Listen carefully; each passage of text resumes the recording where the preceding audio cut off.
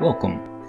In this small video I will show you a few additions in the latest version of IDMapper, the add-on for Blender to easily create ID maps for a mesh.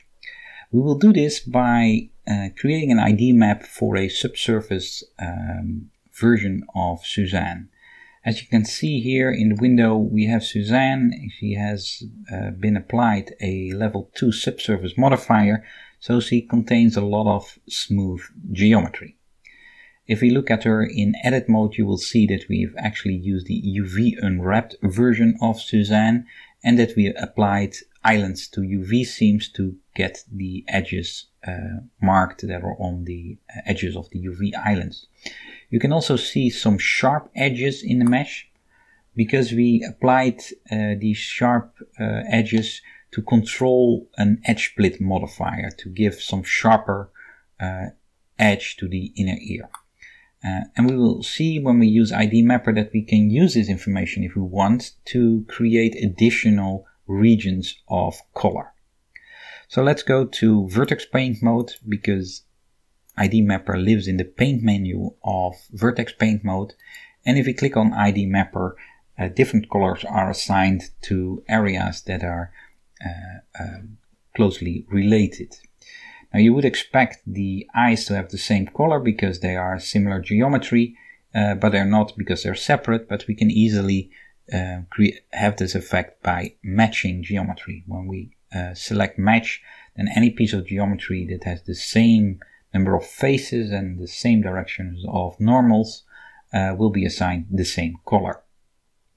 The new feature of IDMapper is that we can now respect sharp edges. If we select sharp edges, you will see that the region on the inside of those sharp edges has gotten its own color. So if you have this information available and you want to use it for an ID map, now you can. You can also do this for UV seams. And as you will see, the seams in the Suzanne mesh are a little bit awkward. And if we look at it from the top and focus on it, you can see that her left and right ears, or her right ear and her left ear, are not symmetrically unwrapped because the color of these regions respects the UV seams that you see here. And apparently those seams are not symmetrically on the left and right side. Well, we can of course correct this. If we go to face paint mode by pressing P, the first thing we see is that we now have a list of available shortcuts visible in the lower right corner. You can toggle this with the H key.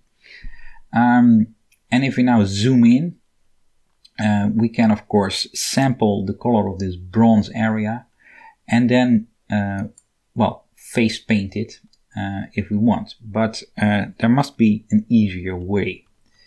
If we use undo, we can first create a slightly smaller cursor. And like I said, we could very precisely fill in all those faces, but that's not very convenient. We could use the functionality of smoothing. If we hover the cursor over the bronze area and we press W, then this area will be smoothed. And if we do smooth this area, we see that there is leakage. That is, it's smooth over the edge of the UV islands and into the sharp area as well. So what we rather want to do, and that is new functionality, we roll this back. We still want to smooth it, but now we use Ctrl W, and that will smooth the area while respecting these edges. And if smoothing doesn't go along, you can also always select another face and then use this Ctrl W to finish the job. And now we have Now we have a smooth ear that hasn't bled into this area that is marked off by the sharp edges.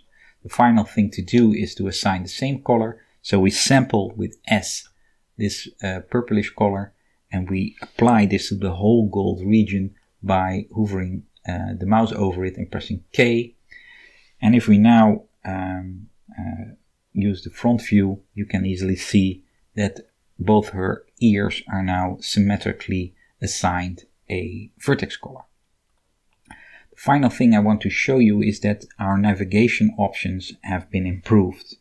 Previously, navigation was limited to using the middle mouse button, but now we can also use the numpad keys, for instance 1 to get a front view, 7 to get a top view, the dot to focus on the mesh, etc, etc. So a lot of these functions are now passed through to Blender to allow for more easy navigation.